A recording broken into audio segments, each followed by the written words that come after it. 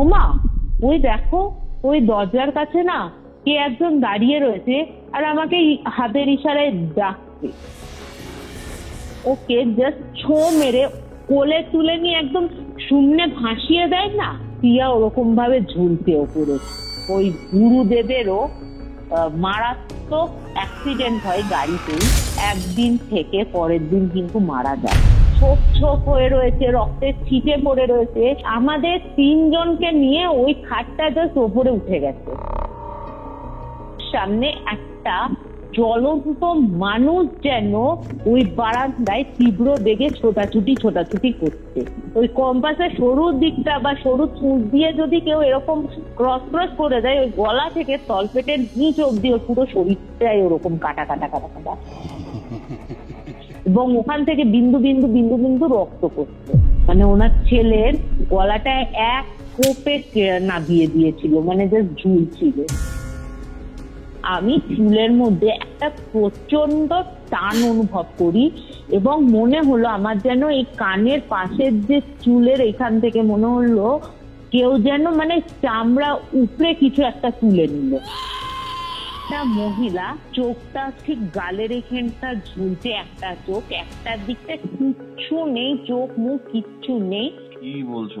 তারপরে আসছি, দাঁড়াও, এটা তো সবে শুরু।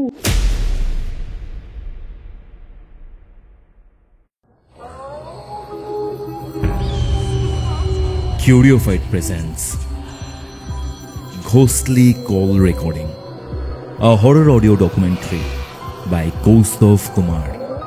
এবার ভয় পাবে তুমিও। Hello guys, welcome to Sunday special horror podcast of Curiofite. আজকে আমাদের সাথে একটা প্যারানর্মাল ইনভেস্টিগেশনের ঘটনা শেয়ার করতে চলেছে অমৃতা। অমৃতার এর আগের প্যারানর্মাল এক্সপিরিয়েন্স বা প্যারানর্মাল অ্যাক্টিভিটি বা প্যারানর্মাল ইনভেস্টিগেশনের ঘটনা আপনারা শুনেছেন এবং পছন্দও করেছেন। গৌরব তিওয়ারির পাকিস্তানের প্যারানর্মাল ইনভেস্টিগেশনের একটা ঘটনাও অমৃতা আমাদের সাথে শেয়ার করেছে, বিকজ অমৃতা গৌরব তিওয়ারির সাথে ক্লোজলি কানেক্টেড ছিল তার মৃত্যুর আগে। এই ঘটনাটা হরিয়ানার একটা ফার্ম হাউসকে কেন্দ্র করে। সেই ফার্ম হাউসে যে ঘটনাগুলো ঘটেছে, প্যারানর্মাল ইনভেস্টিগেশনে যা যা পাওয়া গেছে সবটাই জানতে পারবেন এবং অনেক কিছু টুইস্ট রয়েছে এই ঘটনাটার মধ্যে। ঘটনাটা কোথা থেকে শুনছেন সেটা কমেন্ট করে জানান। ভিডিওটা ভালো লাগলে অবশ্যই লাইক করে শেয়ার করে দিন, অ্যান্ড কোথা থেকে দেখছেন সেটা কমেন্ট করে জানাতে কিন্তু ভুলবেন না। আর হ্যাঁ, আপনারাও যদি আমার সাথে এরকম কোনো ঘটনা শেয়ার করতে চান বা প্যারানর্মাল এক্সপিরিয়েন্স সম্বন্ধে আলোচনা করতে চান, তাহলে হোয়াটসঅ্যাপে যোগাযোগ করুন। আমাদের অফিসিয়াল হোয়াটসঅ্যাপ নাম্বারটি হচ্ছে 6290675195। আপনি যদি আমার থেকে কোনো রকমের স্পিরিচুয়াল হেল্প বা কোনো অ্যাস্ট্রোলজিক্যাল গাইডেন্স চান, সেটিও আপনি এই নম্বরে যোগাযোগ করে পেতে পারেন। তাহলে চলুন আর কথা বাড়াচ্ছি না, সরাসরি চলে যাচ্ছি কিউরিওফাইটের ঘোষলি কল রেকর্ডিং সিরিজের মারাত্মক একটি সানডে স্পেশাল হরর পডকাস্টে।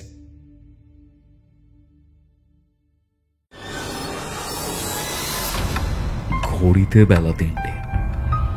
আপনারা শুনছেন কিউরিওফাইটের ঘোষলি কল রেকর্ডিং। আপনাদের আজকের হরর ডোজ।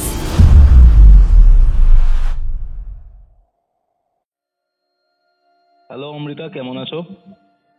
ভালো আছি কৌস্তব, তুমি কেমন আছো? আমিও ভালো আছি গো।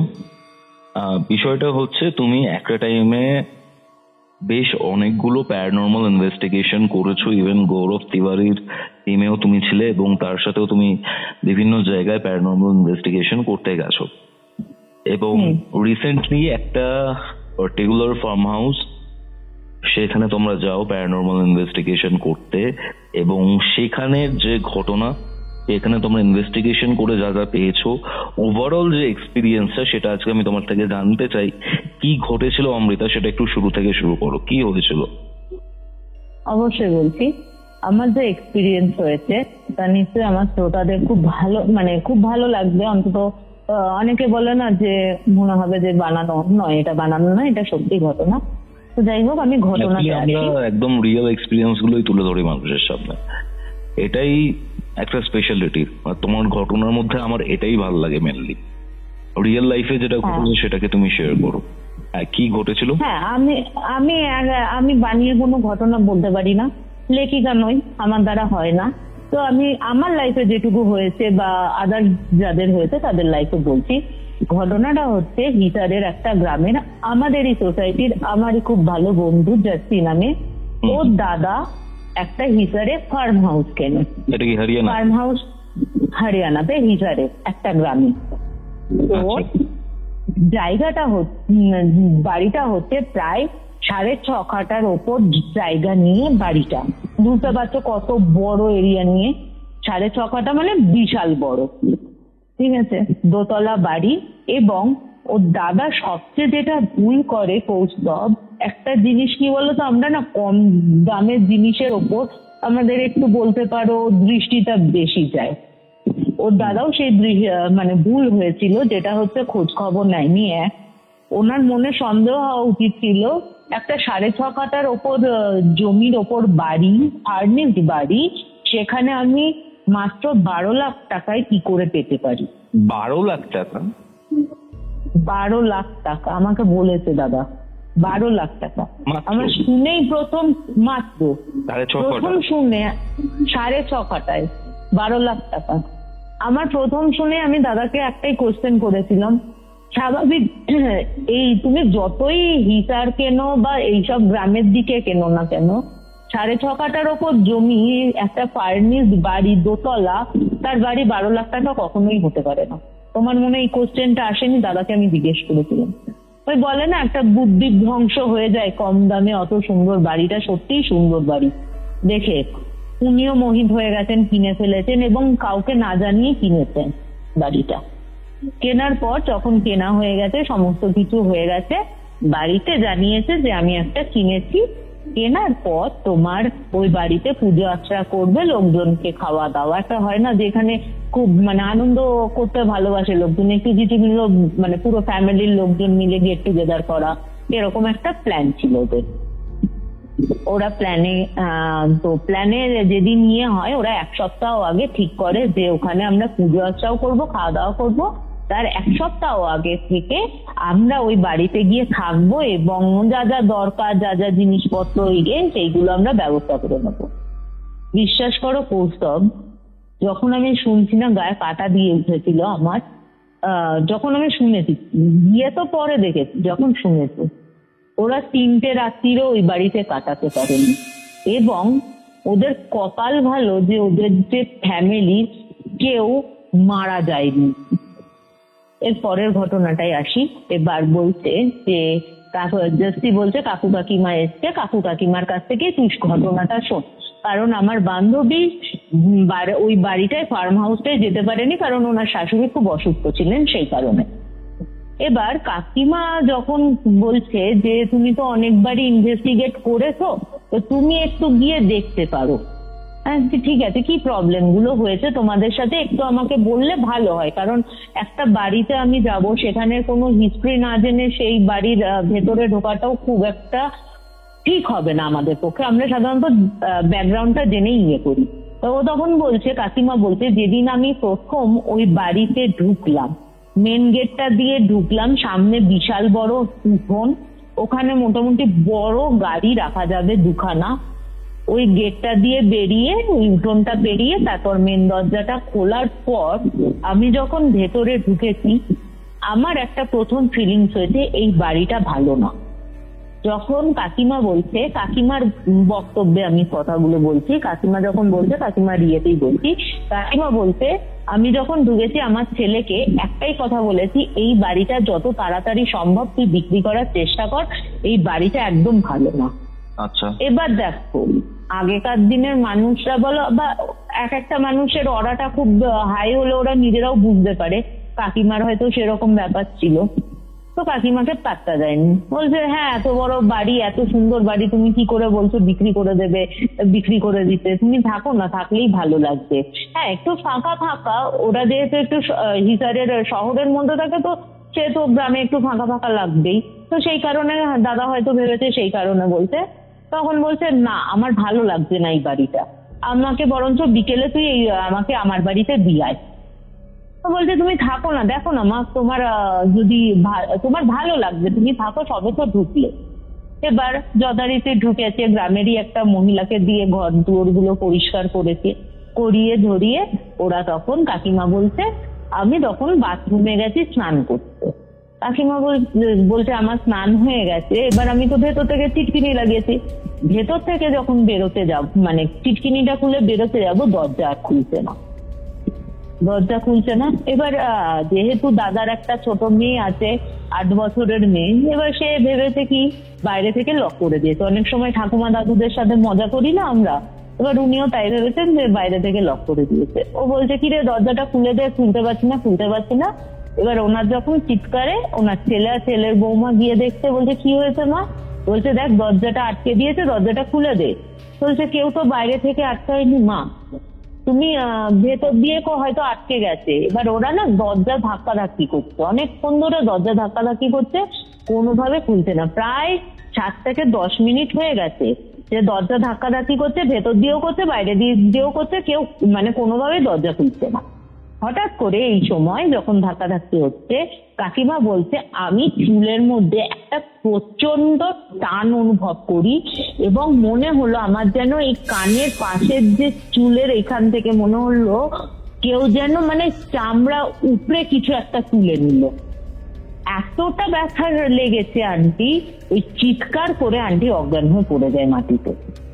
এবং যে দরজাটা 7 থেকে 10 মিনিট ধরে ধাক্কাধাক্কিটাও খুলছিল না, সেটা ওই আন্টি অজ্ঞান হয়ে পড়ে যাওয়ায় ঠিক যেই লাস্ট ধাক্কাটা দিল, আন্টি যখন অজ্ঞান হয়ে গেছে ধাক্কাটা দিল, দরজাটা খুলে গেল, ওরা দেখলো আন্টি মাটিতে পড়ে রয়েছে। আন্টি মাটিতে পড়ে রয়েছে, অজ্ঞান হয়ে রয়েছে। তাকে তো ধরাধরি করে ড্রেসিং মানে বাইরে নিয়ে আসা হয় এবং বলে যে এরকম। এবং দেখা যায় আন্টির, আমি নিজের চোখেও দেখেছি, আন্টির না কানের এই পাশটা অনেকটা জায়গা সে কোবলানো পুরো, মানে ছোট ছোট চুল ওঠে, যেমন ন্যাড়া হয়ে যাওয়ার পর ছোট ছোট চুল ওঠে, আমি সেরকম অবস্থায় দেখেছি আন্টির চুলটা। কি বলছো গো? হ্যাঁ, আমি নিজের চোখে দেখেছি। তারপরে আসছি, দাঁড়াও, এটা তো সবে শুরু হচ্ছে ওদের সাথে, ঠিক আছে? এরপর মেয়েটা তখন খুব বায়না করছে, পরে তো টিভি নিয়ে সদ্য ঢুকেছে, তখন ওদেরও খাবার দাবার বানাতে হবে। তখন ও যে ঠাকুরদা মানে আঙ্কেল আর কি, কাকু বলছে চটকের সাইকেলটা আছে, সাইকেলটা নিয়ে ছাদে যায়। ছাদটাও বেশ বড়, ওদের ছাদে গেছে। এবার বেশ কিছুক্ষণ হয়েছে ছাদে ওরা খেলছে, নিচে ওরা কাজকর্ম করছে, আন্টি তো শুয়ে রয়েছে ইয়েতে। হঠাৎ ছাদ থেকে চিৎকার করছে বাচ্চা মেয়েটি, ঠিক আছে? বাচ্চা মেয়েটি চিৎকার করছে, ওর চিৎকার শুনে সবাই ওপরে গিয়ে দেখে ওর যে দাদু মানে আঙ্কেল কিচ্ছু না, একটা সরু রেলিং, মানে রেলিংটা কি চ্যাপ্টা না, গোল, ঠিক আছে? গোল রেলিং গুলো হয় দেখেছো? ওই গোল রেলিং দেয়া ছাদটাই রয়েছে। ওই গোল রেলিং এর ওপর ব্যালেন্স করে সামনের একটা গাছ আছে, মানে পেছনের দিকটা একটু এই কোনাকুনি উনি দাঁড়িয়ে আছেন, গাছটার দিকে এক দৃষ্টিতে তাকিয়ে ওই রেলিং এর ওপর দাঁড়িয়ে রয়েছেন। ওই দেখে ওই মেয়েটি চিৎকার, মানে ভয় পেয়ে চিৎকার করে ওঠে। এবার দেখো 8-9 বছরের বাচ্চার যথেষ্ট সেন্স আছে এইসব দেখে কি করতে হয় না করতে হয়, ঠিক আছে? যেহেতু আমার ছেলেরও 9 বছর বয়স, 1 বছরের ছোট, তাও বুঝতে পারে যে এটা কিছু অস্বাভাবিক হচ্ছে, যার জন্য ও চিৎকার করে উঠেছে। এবার ওরা গিয়ে দেখছে ওরকম দাঁড়িয়ে আছে, চুপ করে দাঁড়িয়ে রয়েছে এক দৃষ্টে ওই গাছটার দিকে তাকিয়ে। এবার বাবা করে যখন ডাকছে কাকু, দাদা আর বৌদি ওর মিলে, তখনও সাড়া দিচ্ছে না। এবার যখন সাড়া দিচ্ছে না, দাদা তখন কি করেছে, দৌড়ে গিয়ে কাকুকে পায়ের ওখান থেকে চাপতে ধরেছে। চাপতে ধরতে তখন হুঁশ ফিরে এসছে, হুঁশ ফিরতে একটু কেঁপে উঠে না টলমড় হয়ে বলছে, বাবা তুমি কি করছিলে, তুমি তো পড়ে যেতে এক্ষুনি দোতলার ইয়ে থেকে। বলছে আমি কি করছিলাম? আমি তো সিয়াকে খেলাচ্ছিলাম, মানে ওর মেয়েটির নাম হচ্ছে সিয়াকে খেলাচ্ছিলাম, ও তো সাইকেল চালাচ্ছিল। বলছে তুমি জানো এই রেলিং এর ওপর তুমি দাঁড়িয়েছিলে? ওর বাবা কিছুতেই বিশ্বাস করছে না যে আমি কি করে দাঁড়াবো, এই গোল রেলিংটার ওপর কি করে দাঁড়াবো। তো যথারীতি ওরা ভয় পেয়ে ছাদের দরজা বন্ধ করে নিচে চলে আসে।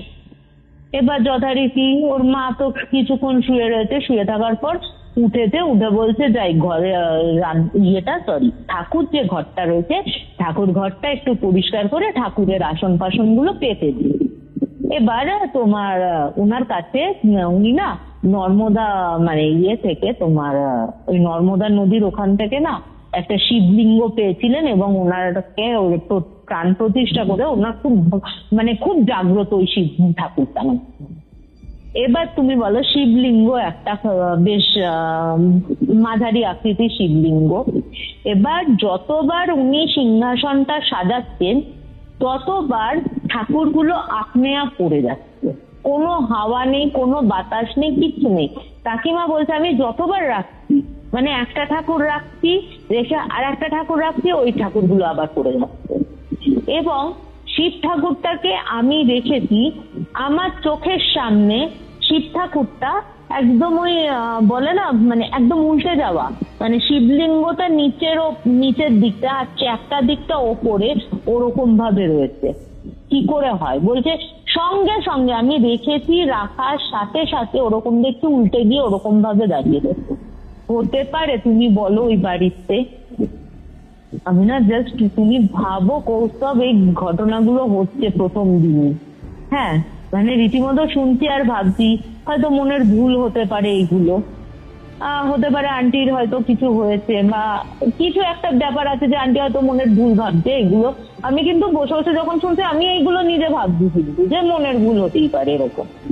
তো বললো হ্যাঁ, তখন আন্টি বলছে যে এইগুলো দেখার পর না আমি একটা করার জন্য যখন দেখছি এরকম হচ্ছে না অন্তত 5-6 বার ঠাকুর ঘরটা চেষ্টা করলাম ঠাকুরগুলো বসানোর, কোনোভাবেই বসলো না, যতবার বসাচ্ছে ততবার পড়ে যাচ্ছে।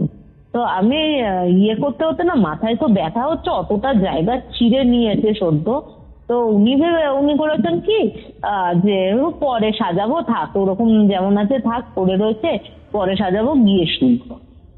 এবার উনি জাস্ট পেছন ফিরে, তার আগে কিন্তু একটা জায়গায় যে কোনো প্রদীপ জ্বালিয়েছে বা কোনো কর্পূর রয়েছে বা দেশলাই রয়েছে, কোনো কারণে আগুন ধরবে তার কিন্তু কোনো কিছু নেই, উনি তো জাস্ট সাজাতে বসেছেন আর কোনো ফুল কিচ্ছু নেই যেটা থেকে আগুন ধরার যে একটা ব্যাপার থাকে।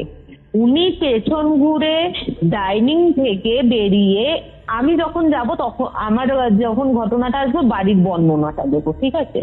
আন্টি বলছে ওই ঠাকুর ঘর থেকে বেরিয়ে আমি ডাইনিং এ গেছি, হঠাৎ করে পোড়া পোড়া গন্ধ আসছে এবং আমি পেছন ঘুরে দেখছি যে আমার যে সিংহাসনটা আছে ওইটার তলা থেকে আগুনটা ধরেছে। কাঠের রয়েছে, কাঠের সিংহাসন, আগুনটা ওখান থেকে ধরেছে। এবার কাকিমা বলছে যে আগুন কি করে ধরলো? কাকিমা ভয় পেয়ে গেছে, কাকিমা চিৎকার করে উঠেছে যে আগুন লেগে গেছে, আগুন লেগে গেছে। ওরা গিয়ে তাড়াতাড়ি করে জল ফল দিয়ে নিভিয়ে দিয়েছে, কিন্তু আগুনের উৎস ওখানে দেশলাই কর্পূর কিচ্ছু ছিল না যে যেখান থেকে আগুনটা ধরতে পারে।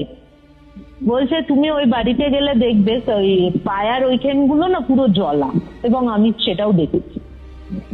এরপরে বলছে খাবার দাবার বানানো হয়েছে, দুপুরের ঘটনাতে চলে আসে। এই ঘটনাগুলো হলো দুপুরের ঘটনা হচ্ছে। এবার ওর বৌমা তো রান্না বান্না করেছে, রান্না বান্না করেনি, বাইরে থেকে খাবার এনেছে।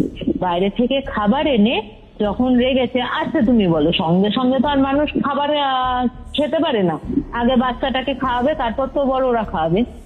বাচ্চাটাকে খাওয়াতে যতক্ষণ সময় লেগেছে ততক্ষণ, তারপরে সমস্ত খাবার মনে হচ্ছে অন্তত 4-5 দিনের পুরনো পচা, যেরকম একটা থেতলা হোটা যেরকম একটা গন্ধ বেরোয়, বাজে একটা বিচ্ছিরি গন্ধ ওই খাবারগুলো থেকে গন্ধ উঠছে।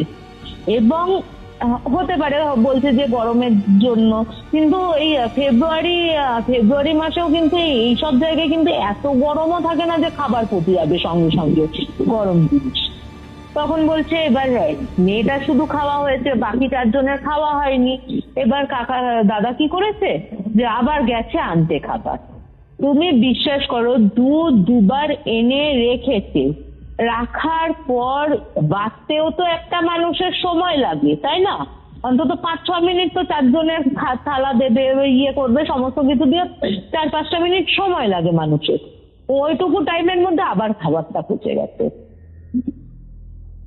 তুমি ভাবতে পারছো মানে ওই বাড়িটাতে কি রয়েছে? বলছে যে আর তো খাওয়া হলো না, ওই চিড়ে ফিরে খেয়ে ওরা কাটিয়ে দিল দুপুর বেলাটা। বলছে একটু তন্দ্রাচ্ছন্ন হয়ে গেছে, মেয়েটা ওর ঠাকুমা দাদুর কাছেই শুয়েছে, ওরা টিভি দেখছে ঘরে। ওরা মানে স্বামী স্ত্রী টিভি দেখছে। বলছে একজন বড় মোবাইল দেখছে আর ও বসে বসে বৌদি বসে বসে গল্পের বই পড়ছে।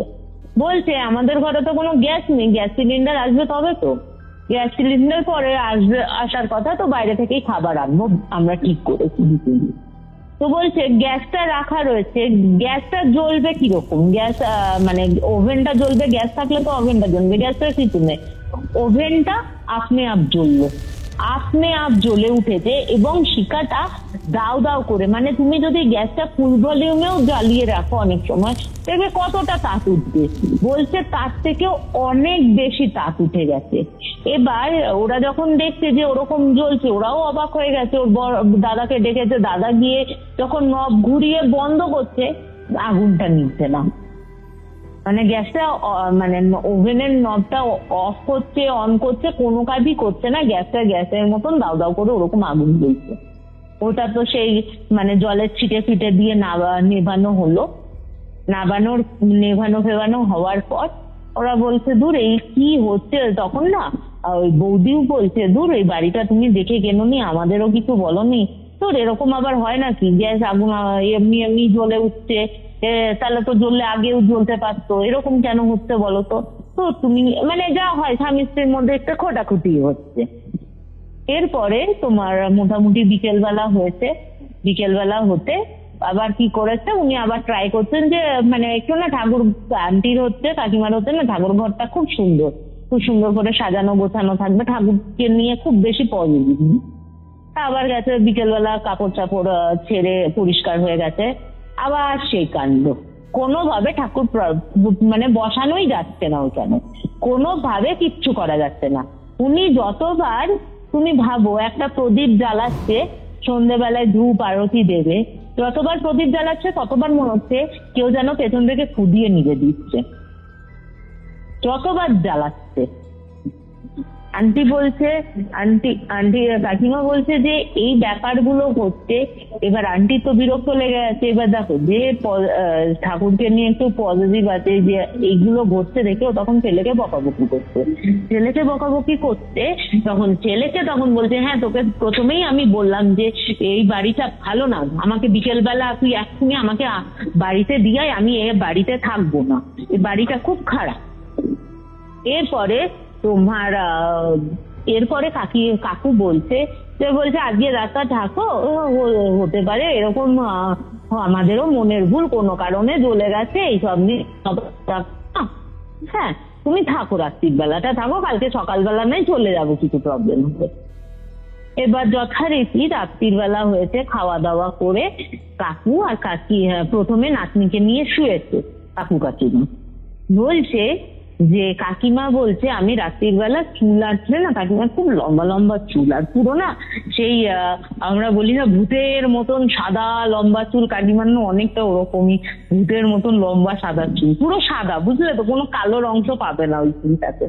বলছে আমি চুলটা আঁচড়াচ্ছি, হঠাৎ করে আমার মনে হলো আয়নাটার পেছনে, ঠিক আয়নাটা মুখ করে রয়েছে, আমার ঠিক পেছনটা আয়নাটা, ড্রেসিং টেবিলটা হচ্ছে দরজার দিকে রয়েছে, হ্যাঁ ওইখানটা আন্টি দেখছে, যখন চুল আঁচড়াচ্ছে আন্টি দেখছে, বলছে আমি কোনোদিন ওরকম ভয় পাইনি যে একটা মহিলা কাপড়টা পুরো পুড়ে গেছে, চোখটা ঠিক গালের এখানটা ঝুলছে, একটা চোখ, একটা দিকটা কিচ্ছু নেই, চোখ মুখ কিচ্ছু নেই, চুলগুলো সে পুড়ে গেলে যেমন হয় না খোঁচা খোঁচা খোঁচা খোঁচা হয়ে যায়, ওরকম একটা আকৃতির মেয়ে ঠিক আমার ঘাড়ের পেছনে দাঁড়িয়ে আছে, আন্টি আয়নাতে দেখছে। এইটা দেখার পর মানে আমি যখন শুনছি না, আমি ভাবছি আন্টি তুমি কি করে বসেছিলে ওটা, এবং পরবর্তী ক্ষেত্রে যে এটা আমার সাথেও ঘটবে আমি কিন্তু ভাবতে পারছি। তো আন্টিকে বলছে তারপরে আমি যখন, হ্যাঁ শোনো না, এটা আসছি, আমার ঘটনাটা পরে আছে আন্টিদের সাথে। 3 দিনে কি ঘটনা ঘটেছে আন্টি আমাকে বলছে এটা। এবার আন্টি বলছে যে তুমি বিশ্বাস করবে না, আমি যখন ঘাটটা ঘুরিয়ে দেখছি কেউ নেই, আবার যখন আমি আয়নাতে দেখছি ঠিক দেখছি ওই পেছনে দাঁড়িয়ে আছে, ঠিক আমার পেছনটাতে দাঁড়িয়ে আছে। যতবার আন্টি দেখছে ওরকম। এবার আন্টি না ভয় পেয়ে আর কিছু বলেনি, আন্টি চুপচাপ করে খাটের পাশে ধরে চলে গেছে, মানে আয়নাটা ছেড়ে মানে খাটে চলে গেছে।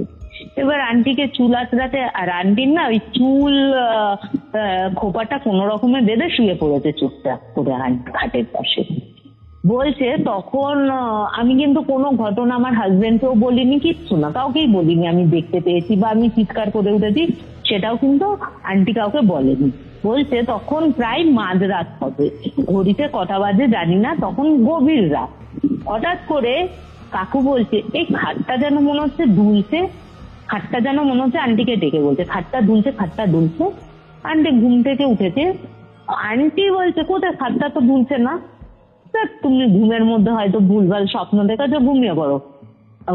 তো বলছে জলটা দাও তো। আর কাকিমার ওই পাশে না, কাকিমার পাশে টেবিলটা ছিল, ওখানে জলটা রাখা ছিল।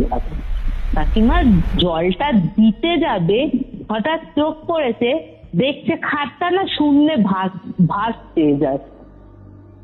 ওই দেখে কাকিমারা মানে বলছে এই খাটটা শূন্যে ভাসছে, মানে মাটিতে তো রাখা রয়েছে, 3 জনকে নিয়ে, কাকু কাকিমার বাচ্চাটাকে নিয়ে খাটটা ভাসছে।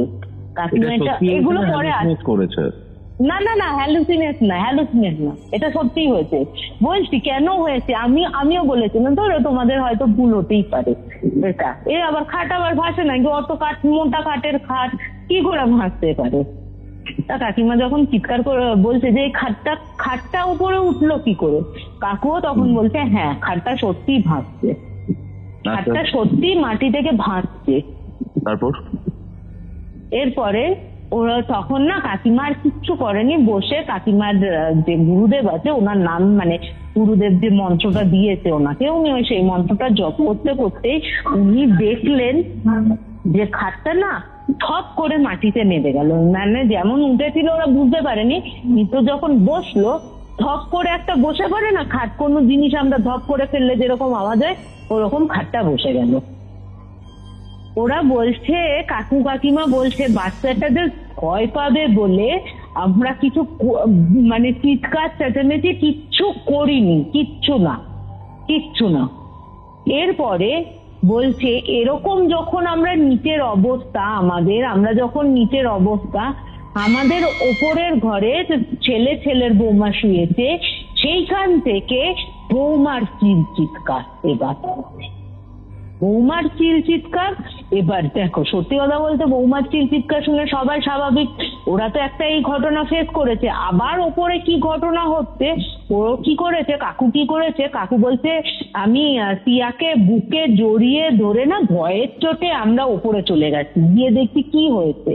মানে বাচ্চার মতন ঘুমাচ্ছে, ওকে যখন কোলে তুলেছে, ও কোলে তুলে যখন জেগেছে, কোলে তুলে উপরে গিয়ে দেখছে ওর বউয়ের মুখ থেকে না ওরকম করে চিল্লাচ্ছে, আর বিস্ফারিত চোখে ওদের উপরের ঘরের উল্টো দিকে একটা ঘর রয়েছে, ওই দিকটা আঙুল দিয়ে দেখাচ্ছে। এবার ওরা দেখছে যে দরজাটা হাত করে খোলা। ওই বিস্ফারিত চোখে যখন তাকিয়ে রয়েছে এবং কাকিমা বৌদিকে যখন ধাতস্থ করেছে আলো ভালো জ্বালিয়ে সমস্ত কিছু করে, তখন বৌদি বলছে ওই ওরকম ভাবে আমাকে দেখছে, ওই বিস্ফারিত চোখে আমাকে দেখছে, কি তোমরা দেখতে পাওনি? বলছে না ওখানে তো কেউ ছিল না, তো তুমি ভুলভাল দেখেছো।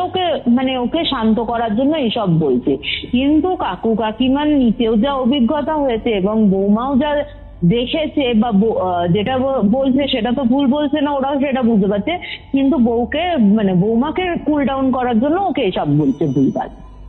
এরপরে বলছে যখন ওকে কুল ডাউন করা হচ্ছে, আপনি যে দরজাটা কাকু কাকিমা উপরে গিয়ে খোলা দেখেছিল, ওই দরজাটা আপনি বন্ধ হয়ে গেল, যেন মনে হলো কেউ রাগের বশে ভেতর থেকে যে দরজাটা সপাটে বন্ধ করেছে। বুঝতে পারছো? এটা কিন্তু ওদের সবার চোখের সামনে হয়, কাকু কাকিমা নিজে বলছে যে বন্ধ করে দিল কেউ। এবার হঠাৎ করে দরজা বন্ধ হওয়াতে না ওরা চারজনই ঘাবড়ে গেছে। বাচ্চা মেয়েটা কেঁদে উঠেছে, ওকে শান্ত করেছে, কিন্তু ওরা তো বুঝতেই পারছে কিছু না কিছু হয়েছে। বলছে তোরা এক কাজ কর, তোরা আর উপরে থাকিস না, নিচে চ, আমাদের ঘরে যা হোক করে রাতটা কাটিয়ে দেবো, কাকিমা তখন বলেছে। এবার বৌমাও ভয় পেয়ে হ্যাঁ আমি এখানে থাকবো না, এরকম থাকবো না, এখানে কিছু একটা আছে, তোমার ছেলে মানে বরকে তো প্রায় তুলোধনা করে দিচ্ছে এরকম, হ্যাঁ তোমার ছেলে ইয়েতে কম দামের জিনিসের লোভ বেশি, এরকম করে যাতা বলছে বরকে, হ্যাঁ না জেনে শুনে কিনে ফেলেছে, ইয়ে করেছে। তা এইসব বলতে বলতে ওরা যখন নিচে নামছে ওপর থেকে বলছে যেন মনে হচ্ছে কেউ ধুপ ধুপ ধুপ ধুপ করে ছাদের ওপর থেকে সিঁড়ি দিয়ে নিচে নামছে। বলছে আমরা প্রত্যেকে ওই দিকটা তাকিয়ে রয়েছি, কিন্তু কিচ্ছু দেখতে পাচ্ছি না, বিশ্বাস করো কিচ্ছু দেখা যাচ্ছে না, কিন্তু ওই ধুপ ধুপ ধুপ ধুপ করে কেউ যেন নামছে, তাড়াহুড়ো করে যেমন আমরা নামছি না ওরকম করে কেউ যেন নামছে। নেমে আওয়াজটা ঠিক ওই সিঁড়ি দিয়ে নেবে আমাদের পাশ কাটিয়ে একদম নিচের ডাইনিং এ গিয়ে আওয়াজটা মিলিয়ে গেল। এবং ওদের বলছে, কাকিমা বলছে যে আমাদের যে পাশ দিয়ে গেল কোনো হাওয়া কোনো গরম কিচ্ছু কিন্তু না, শুধু আওয়াজটাই আমরা শুনতে পেলাম। এরপরে কাকিমা বলছে যে আমরা ঘরে গেছি, ঘরে গিয়ে ছেলেকে বলছে এখানে আর থাকা যাবে না, এই বাড়িটা কোনো গন্ডগোল কিছু না কিছু রয়েছে, আমি ইমিডিয়েট যে তোর গুরু দাদু আছে, মানে গুরু দাদু বলতো দাদুকে আমি তোর খবর দিচ্ছি আর কি, মানে ওই কাকিমার গুরুদেবকে। এবার কাকিমার গুরুদেবকে সকাল যখন হয়েছে তার আগে বলে রাখি, যখন এই কথাটা বলছে যে গুরু দাদুকে খবর দিতে হবে বাড়িটাকে দেখানোর জন্য, কিছু প্রবলেম আছে কিনা বলছে, ঠিক তখনই যখন এই কথাটা বলা শেষ হলো কাকিমা বলছে ঠিক সেই মুহূর্তে আমাদের নিচের ঘরের প্রত্যেকটা জানলা দরজা আপনি খুলে যাচ্ছে, বন্ধ হয়ে যাচ্ছে, খুলে মানে পুরো একটা রিডিমে, মানে পুরো একটা পাল্লা একবার বন্ধ হচ্ছে খুলছে এরকম না, পুরো রিডিমে যেন পুরো বাড়ির দরজা জানলা একসাথে খুলছে বন্ধ হচ্ছে এরকম। বলছে যে সারা রাত ওপরের ওই ধূপ ধূপ আওয়াজ, নিচের ঘরের ওই দরজার জানলা খুলে যাওয়া হঠাৎ করে, মানে একটু তন্দ্রা আসছে, সবাই বসে রয়েছে খাটটার ওপর, তন্দ্রা আসছে, মানে ওরকম ধূপ ধূপ ধূপ ধূপ আওয়াজ, হঠাৎ করে ধম করে দরজাটা খুলে গেল, ওরকম করতে ওদের সারা রাত এই করে ওদের কেটেছে। পরের দিন সকালবেলা মানে যথারীতি ওই দাদুকে মানে গুরুদেবকে ফোন করেছে ওর মা, গুরুদেবকে ফোন করাতে বলে যে এরকম খুব বিপদে পড়েছি, আপনি যদি একটু আসেন তাহলে খুব ভালো হয়। এবার দেখো আসারও তো একটা ব্যাপার আছে না, সবকিছু দিন কোন শুভ জিনিস ব্যাপারগুলো দেখে আসবে। তো যখন এই কথাগুলো হচ্ছে তখন গুরুদেব বলছে ঠিক আছে আমি যাব। তখন ওর কাকিমা বলছে না আপনাকে ইমিডিয়েট আসতে হবে, দরকার হলে আমরা আপনাকে গিয়ে নিয়ে আসছি, আপনি প্লিজ আসুন এই বাড়িতে। তখন কথা হলো ঠিক আছে আমি যাব, কিন্তু কালকে যাব, আজকে আমার যাওয়ার সময় হবে না, অন্য কোনো কাজ ছিল গুরুদেবের। তো ঠিক হলো কালকে সকালবেলায় উনি আসবেন বাড়িটা দেখবেন। দ্বিতীয় দিন সকালবেলা মোটামুটি তোমার মানে ভালো মন্দ আওয়াজ মিশিয়ে কেটে গেছে, কিন্তু দুপুর বেলা থেকে বিশ্বাস করবে না উপরের ঘরে বলতে মানে প্রচন্ড চিৎকার চেঁচামেচি, মানে হরিয়ানভি দেখবে গ্রামের না, হরিয়ান হিসার বলো এইসব জায়গায় না হরিয়ানভি ভাষাগুলো একরকমের হয়, হ্যাঁ মানে একটু জড়ানো টাইপের, তুমি শুদ্ধ হিন্দিতে তুমি পাবে না, হরিয়ানভি ভাষা যেমন হয় ওরকম ভাষায় ওপরে যেন প্রচন্ড চিৎকার চেঁচামেচি, ওর মধ্যে মানে গালি গালা যেরকম হচ্ছে। এবার ওখানে শোনা যাচ্ছে দুটো পুরুষের গলা এবং একটা ভদ্র মহিলার গলার আওয়াজ, এই তিনজনের মধ্যে প্রচন্ড ঝগড়া ঝামেলা হচ্ছে। এবার ওদের যখন ঝগড়া করে গিয়ে দেখছে যে ঘরটায় রকিং চেয়ারটা ছিল, মানে যে ঘরটা দেখে মানে বউটা ভয় পেয়েছিল বৌদি আর কি, সেই ঘরটা থেকে আওয়াজটা আসছে। এবং ওই দরজাটা গিয়ে যখন খুলেছে, দরজা তো রাত থেকেই বন্ধ ছিল, দরজাটা ঢাকা দিয়েছে, দরজাটা খুলে গেছে, দরজাটা খুলে যেতেই বলছে ঘরের ভেতরে মনে হচ্ছে 50 ডিগ্রি, যদি কিছু 50-60 ডিগ্রির যেমন ঘরের মধ্যে উত্তপ্ত হয়ে থাকে ওরকম উত্তপ্ত হয়ে রয়েছে ঘরটা, কিন্তু বাইরে কিন্তু নর্মাল টেম্পারেচার। সাধারণত ফেব্রুয়ারি মাসে আমাদের এখানে খুব একটা গরম পড়ে না যে ওই 50 ডিগ্রি উঠে যাবে, এরকম কোনো গরম পড়ে না ফেব্রুয়ারিতে। ঘরের ভেতরটা ওরকম আওয়াজ। এরপরে দুপুরবেলা তো ওরকম হচ্ছে, তো বৌদি বলছে আমি আর ওরকম আওয়াজ শুনে আমি ওপরেও যাইনি, ওরা গেছে। আমি তো ভাবছি মানে কখন এই বাড়ি থেকে বেরোবো, কিন্তু গুরুদেব যেহেতু আসবেন বলেছে সেহেতু উনিও বেরোতে, বাড়ির বউ মানে বেরিয়ে যাবে এটা কেমন দেখায়, ওর জন্য ও বেরোতে পারছে। এরপরে বলছে যে সন্ধেবেলা হয়েছে, সন্ধেবেলা তো ওরকম ঠাকুর ঠাকুর আর কিচ্ছু গোছানো যাচ্ছে না, ওরকম কোনো ধরানোও যাচ্ছে না, ধূপ কিছুই করা যাচ্ছে না, যেমন আছে। সন্ধেটা হয়েছে, সন্ধেটা হতেই বাচ্চা মেয়েটা বলছে ওমা ওই দেখো ওই দরজার কাছে না কে একজন দাঁড়িয়ে রয়েছে আর আমাকে হাতের ইশারায় ডাকছে। মেয়েটা বলছে কই কে ডাকছে তোকে? বলছে ওই তো ওখানে দাঁড়িয়ে রয়েছে একটা দাদু আছে, একটা দাদায়ের বয়সে একটা দাদু আছে, আর একটা দিদি আছে, কিন্তু ওই দিদির চোখটা নাই গালের এখানটা ঝুলছে, আর একটা দিক না কেমন কালো কালো, চুলগুলো কেমন পোড়া পোড়া। এবার দেখো একটা বাচ্চার ছেলে, 8 বছরের ছেলে এত তো ভুল দেখবে না, তাই না? এতটা তো ভুল দেখবে না। এবং যে বর্ণনাটা দিয়েছে ওই বউটার চোখটা এই গালের এইখানটা ঝুলছে, চুলগুলো পোড়া, এটা তো ঠাকুমাও দেখেছে এই মূর্তিটা যখন চুল আঁচড়াচ্ছিল। তো বলছে না না ওখানে কিছু নেই। মা বলছে যে আমি বাড়িতে রীতিমতো বলছি, মানে বৌদির বাড়িতে ফোন করে বলছে যে তোমরা শিগগিরই আসো, এই বাড়িতে অদ্ভুত অদ্ভুত ব্যাপার, মেয়ে এরকম দেখছে, এরকম হচ্ছে, মানে ওই বাড়িতে সমস্ত ঘটনা জানিয়েছে। কিন্তু ওই বলে না যে কপালে থাকলে যা হয় আর কি। তো রাত্রির বেলা হয়েছে, বিশ্বাস করবে না, ওই দিনের বেলা ওরকম হয়েছে, দুপুর বেলা থেকে ওরকম হয়েছে আবার ঝগড়াঝাটি। সন্ধেবেলা হয়েছে, সন্ধেবেলায় মেয়েটাকে নিয়ে ওর বাবা ওর দাদু বসেছে ওই যে নিচের ঘরটা রয়েছে ওই ঘরটাতে বসে, ওর বাবা ল্যাপটপে কাজ করছে এবং ওর দাদু ওকে ওই পড়ানোর জন্য বসেছে। আর বলছে কোথা থেকে একটা, মানে ওর পেছনে, আর বলে রাখি খাটটার পেছনেই না একটা বড় জানলা ছিল, আর বলছে খাটটার পেছন দিকটা মুখ করে বাচ্চা মেয়েটা বসে আছে, মানে জানলার দিকের পেছন দিকটা করে বসে রয়েছে, ওর বাবারও পেছন দিক, কিন্তু দাদুর না সামনে পড়েছে, মানে জানলার মুখোমুখি বসে রয়েছে। ওখান থেকে ওই কাকু দেখছে যে একটা বিশাল লম্বা, কিন্তু মানে বিশাল লম্বা, কিন্তু মনে হচ্ছে গলাটার এখানটা থেকে, মানে আধা গলা, যে বউটা দেখেছে ওরকম আধা গলা কাটা, ওরকম মুন্ডুটা ঝুলছে, পুরো দেহ লাল হয়ে রয়েছে, ওরকম ভাবে না খালি ওই নাতনির দিকে হাত বাড়াচ্ছে। এবার 2-3 বার যখন ওরকম দেখেছে অতটা পাত্তা দেয়নি, ভেবেছে মনের ভুল কাকু। এবার 4র্থবারও যখন দেখছে তখন কাকু চিৎকার করে উঠেছে। কাকু বলছে কে রে তুই কে এখানে এসছিস, কে তুই কি করছিস ওখানে, জানলার বাইরে কে, তুই কে, এরকম করে চিৎকার করেছে। তখন ছেলে নাতনি সব পেছন ঘুরে দেখছে কেউ নেই। বলছে এই কথাটা হলো, দেখা বাইরে গিয়ে টর্চ ফর্চ জেলে দেখা হলো চারিদিক, কেউ কোথাও নেই। এরপরে যথারীতি ওরা আবার এসে বসেছে। বসার পর বলছে মেয়েটাকে খেতে দেওয়ার জন্য মা ডেকেছে। তখন ওর বাবা বাইরে কাজ করছে, ঠিক আছে, বাইরে এমনি ল্যাপটপে বসে রয়েছে, আর ঘরে কিন্তু বসে নেই, ঘরে বসে রয়েছে শুধু দাদু আর নাতনি, সিয়া আর কাকু। এবার বলছে সিয়াকে খাওয়ার জন্য ডেকেছে।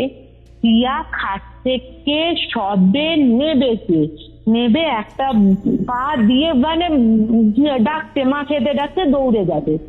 বলছে কেউ যেন ওকে জাস্ট ছো মেরে কোলে তুলে নিয়ে একদম শূন্যে ভাসিয়ে দেয় না, মানে কোনো বাচ্চাকে দেখবে আমরা কোলে তুললে যেমন উপরের দিকে ছুড়ে দিলে শূন্যে ভেসে থাকে, ওরকম করে ও সিয়া ওরকম ভাবে ঝুলছে ওপরে, মানে মনে হচ্ছে কেউ ওকে কোমরে হাত দিয়ে ওপরে তুলে ধরে রেখে দিয়েছে।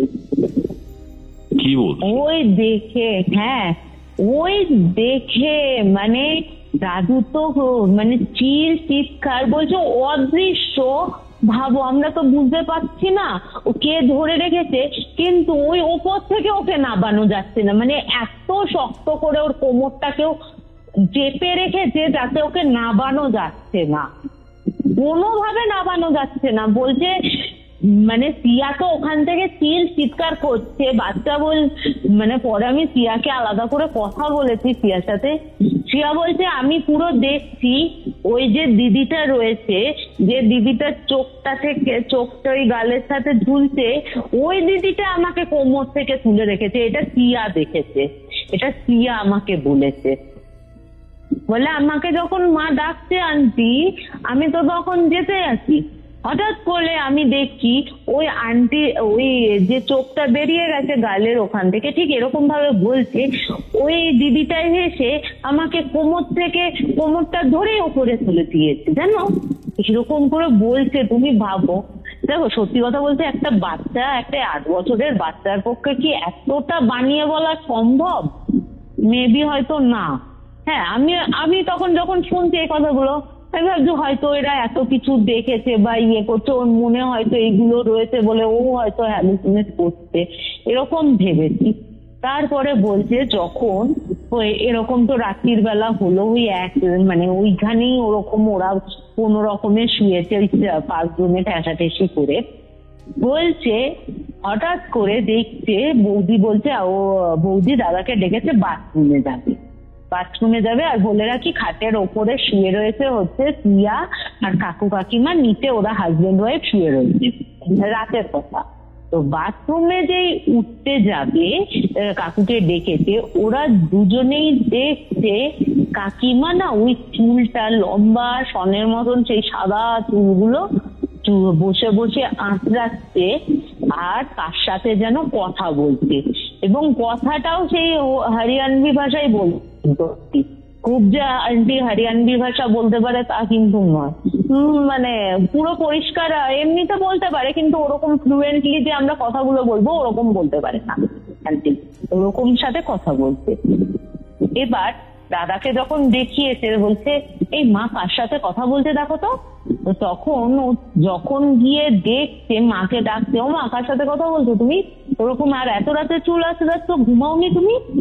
বলছে কাকি, মানে ওরা তখন বলছে দাদা বৌদি বলছে কাকিমা বলছে আমাকে ডাকছে, ওরা বলছে এই বাড়ির থেকে এই আয়নার ভেতরে আসছে, আয়নার ভেতরে একটা খুব সুন্দর জিনিস আছে জানিস তো, খুব সুন্দর জায়গা আছে, ওইখানটা আমি যাব, তাই তো আমি সাজা গোজা করছি। এবার ওরা শুনে না বলছে কি এ আবার কি কথা, ও তখন মাকে ঝাঁকিয়ে বলছে ও মা তুমি কি সব বলছো, আয়নার ভেতর কোথায় জায়গা, দেখো তো তুমিই তো। বলছে কেন, ওই তো ভেতরে দেখতে পাচ্ছিস না বাগানটা কি সুন্দর, আমাকে রেডি হতে দে, ওখানে আমি যাব তো, আমাকে এরকম বিরক্ত করিস না, তোরা শুয়ে পড় আমি ঘুরে আসবো ওই জায়গা থেকে, কি সুন্দর জায়গা ওইখানটা। আন্টি যে মানে আন্টির নিজের হয়তো হ্যালুসিনেট হচ্ছে, ওই জায়গাটা খুব সুন্দর ভেতরটা, বা ওনারা হয়তো সেই জায়গাটায় করতে চাইছে। এবার বলছে যে কাকিমাকে যখন বারবার করে ওই কাকু ওদের যখন কথাবার্তাতে কাকু উঠেছে ঝাঁকাচ্ছে, বলছে বিশ্বাস করবে না, আমরা যখন কাকিমার সামনে রয়েছি যতক্ষণ ঝাঁকাচ্ছে আমাদের তো অবয়বটা পড়বে, আমরা আমাদের দেখতে পাচ্ছি। যখন কাকু এসে বলছে কি গো তুমি আবার কি শুরু করেছো এত রাত্রে, এসব কি কথা বলছো, কোথায় শুনবো? বলছে ওই তো দেখো না, যতক্ষণ বলছে ওরা তো দেখতে পাচ্ছে, ওরা ওদেরকে দেখছে, যখন বলছে যে তুমি কি, কাকু যখন ওই কথাটা বলছে যে কি পাগলামো করছো, এইসব কি কথা বলছো, কোথায় শুনবো সেটা, বলছে ওই তো দেখো না, দেখতে পাচ্ছ না, জানো নাকি তুমি, এরকম করে যখন ঝাঁঝিয়ে উঠেছে, যখন আয়নার দিকে সবাই চোখ মেলে দেখছে যে আয়নার ভেতরে মনে হচ্ছে পুরো একটা ছোট্ট শহর মনে হচ্ছে, ছোট ছোট ঘর বাড়ি এরকম দেখাচ্ছে। এরকম দেখাচ্ছে, বলছে মনে হচ্ছে ওই আয়নাটা যেন মনে হচ্ছে পুরো ছবির মতন হয়ে গেছে, যেন মনে হচ্ছে কেউ ছোট ছোট বাড়ি ঘর দিয়ে সাজিয়ে রেখেছে, মানে গাড়ির আওয়াজ রয়েছে, কিন্তু গ্রামের রাস্তায় অত রাতে তো গাড়ির আওয়াজ নেই। ওইগুলো কিন্তু ওরা প্রত্যেকে দেখছে, চারজনে, মানে বৌদি, দাদা, কাকু, তিনজনেই ওরা দেখেছে। আর কাকিমা তো বলছে আমি ওখানে যাব। তো যথারীতি এরকম করতে করতে করতে করতে কাকিমাকে তো কোনোভাবে সামলানো যাচ্ছে না, মানে বলছে যে না ওখানে যেতে হবে না, ওখানে কিছু নেই। ওরা যখন তিনজনে বুঝতে পারছে কিছু একটা ব্যাপার হচ্ছে বা ওর মাকে কিছু একটা বাজে কিছু ঘটতে চলেছে, তখন না উনি কি করেন, ওই কাকু বলছে হ্যাঁ একটা কাজ কর, মায়ের ওই ইয়েটা রয়েছে ওড়নাটা দিয়ে আয়নাটা ঢেকে দিই। দেখ তো কি করে তোর মা, আয়নাটা ঢেকে যেই দিয়েছে, বিশ্বাস করবে না আন্টি বলছে ঘটনাটা তো কাকু আর রয়েছে, কাকিমার তো মনে নেই কাকিমা কি করেছে। বলছে ওই চুলগুলো না জাস্ট এরকম ভাবে জাস্ট হ্যাচকা টান মেরে সামনের দিকে নিয়ে এসে বলছে আমার ওই জায়গা আটকাবি তোরা, ওই আমার জায়গা আটকাবি, আটকাতে পারবি তোরা ওই জায়গা, কি ভাবছিস তোরা, কি ভেবেছিস আমাকে ওই সুন্দর জায়গা থেকে তোরা এই একটা বাজে বাড়িতে এনেছিস, আমি ওই জায়গায় যাব, দেখি তোরা কি করে আটকাস আমাকে। বলছে যে এই কন্টিনিউ এই জিনিসটা ভোর 4টে অবধি চলেছে। 4টের পর ঠিক 4:01 বাজলো, আন্টি কিন্তু একদম মানে খাটের ওপর ওনাকে তো ধরে বেঁধে বসানো হয়েছিল, আন্টি কিন্তু জাস্ট বসেছিল, ধপ করে শুয়ে পড়লো, জাস্ট ধপ করে শুয়ে পড়লো।